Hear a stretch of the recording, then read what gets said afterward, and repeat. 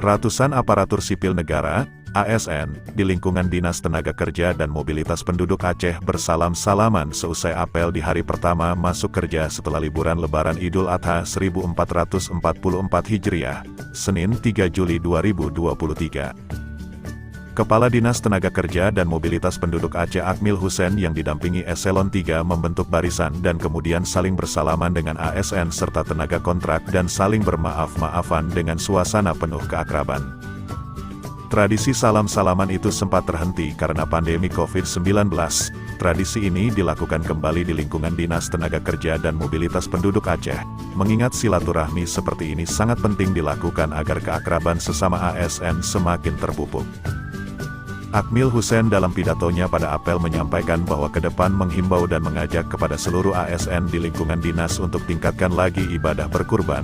Ini merupakan cara menunjukkan cinta umat muslim kepada Allah, karena telah diberikan nikmat yang luar biasa. Salah satu bentuk rasa syukur atas nikmat Allah adalah dengan menjalankan ibadah kurban saat Hari Raya Idul Adha.